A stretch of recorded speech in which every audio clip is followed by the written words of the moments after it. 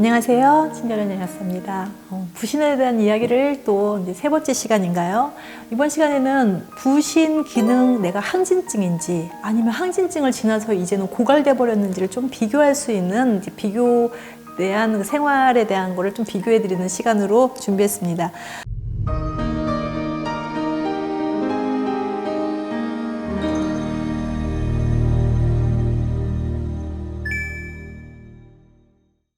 우선은 부신 기능이 너무 항진돼 있어서 내가 부신 수질이든 부신 피질에서 나오는 코티솔이든 이런 것들이 너무 과잉 분비됐을 때 어떤 증상이 나타나는지 체크하는 시간을 갖도록 하겠습니다. 우선은 단 거를 너무 많이 땡긴다. 특히 탄수화물. 내가 너무 많이 땡긴다. 이런 느낌이 드는 경우. 그리고 혈압이나 혈당이 불규칙적으로 항상 상승하는 것도 아니에요. 그러니까 고혈압 환자가 아니에요. 그냥 어떤 순간순간에 딱 올라갔다가 정상됐을 때 확 정상이 돼요. 내가 이 고혈압 약을 먹어야 되나 말아야 되나 이렇게 되는 상태. 부신 기능 항진증이라고 볼 수 있고요. 그리고 가슴이 가끔 두근거리는 경우, 그리고 반복적으로 피로감이 느껴지고 대사가 막 너무 활발하게 움직여지는 거예요. 그리고 과도한 긴장 상태, 그리고 가끔씩 일어나는 두통도 포함이 되고요. 체중이 증가되는 상태도 있을 수 있습니다. 그리고 이게 부신 항진증이 계속 유발이 되면요, 골다공증이 생깁니다. 우리가 스테로이드 많이 먹으면 골다공증 생겨요 하는 거랑 비슷하다고 생각하시면 돼요. 너무 코티솔 분비가 많이 되면 어쨌든 장기적으로 봤을 때는 골다공증이 이행이 된다. 그리고 근육 조직이 감소가 되고요. 그래서 가끔씩 이렇게 다리가 이렇게 떨리는 그런 증상도 생길 수 있고요. 그리고 이렇게 항진되어 있는 상태에서는 어떨까요? 약간 불안 신경 증후가 생기겠죠. 그리고 기억력이나 집중력이 떨어집니다. 그리고 장 입장에서 보면요, 과민성 대장 증후군 아시죠? 설사와 변비를 반복하는 현상이 나타나는 게 부신 기능 항진증이에요. 제가 이렇게 굉장히 빠르게 말씀을 드렸는데 사실은 이것도 물론 되게 중요하지만 이거와 비교돼서 말씀드린 게, 그러면 이렇게 많이 써버리고 나서 마치 조금 뭐랄까요? 갑상선 기능 항진증 같은 증상을 나타난다고 생각하시면 되세요. 그런데 이걸 다 써버리고 나서 나의 삶을 그 다음은 어떻게 되나, 저는 거기에 좀 포인트를 맞추고 싶은 게 부신 고갈증 환자분들이 많다는 거예요.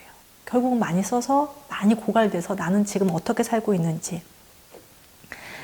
우선은 만성 염증이 잘 생깁니다. 어쨌든 염증이 잘 생겨요. 그 염증 중에는 뭐 아토피나 이런 직접 질환으로 연결되어 있는 자가 면역 질환도 있을 수 있고요. 왜냐하면 나를 지켜주고 있었던 코티솔이 이 백혈구 과잉 널뛰기를 하고 있는 거를 억제시켜주고 있었는데 이게 없어져 버렸으니 어떡해요. 제가 첫 시간에 두 번째 시간인가요? 말씀드렸다시피 이제는 그렇게 과잉 면역된 거를 억제시킬 호르몬이 없다 보니까 염증이 잘 생긴다는 거죠.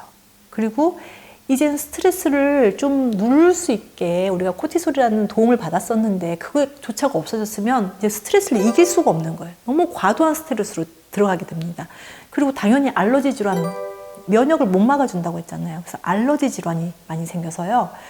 조금 여성 환자분들 중에서 50대, 60대가 넘어갔는데 그때부터 아이들처럼 뭐 두드러기나 이런 아토피나 이런 거 생기는 경우가 종종 있습니다.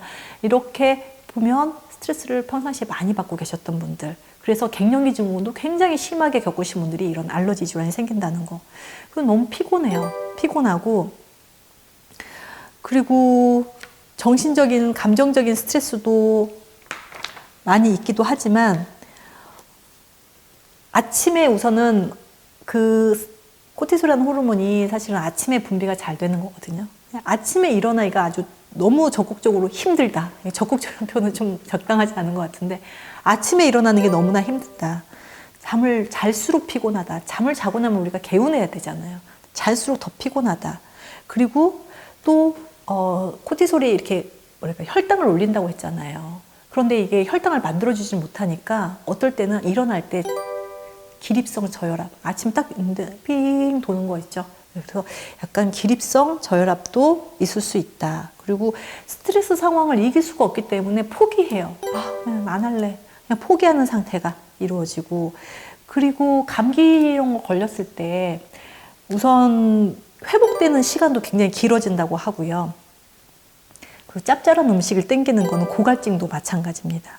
그리고 저혈당이 생기기 쉽고 아까 말씀드렸고 불면증이 심해진다. 또 성욕이 감퇴되고 월경전 증후군이 발현되는 것도 당연하겠죠. 우리가 거기 부신에서 프로게스테론 만들어준다고 말씀을 드렸었는데 그 프로게스테론이 떨어진 게 PMS잖아요. 월경전 증후군. 그래서 고갈증 환자들은 월경전 증후군도 생길 수가 있고요. 그리고 뭐 짜증도 나고 근심 걱정이 많아지고 안절부절 못하고 그래서 여기 표현에 롤러코스터 타는 느낌으로 살아간다라고 되어 있습니다.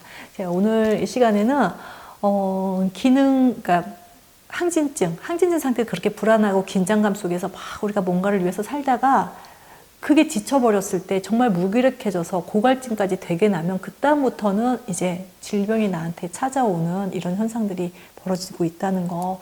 그래서 우리가 살면서 어쨌든 부신 기능, 그러면 부신이 이게 침체돼 있어요 지금. 그러면 살릴 수는 없는 걸까요? 이제 포기하고 살아야 될까요?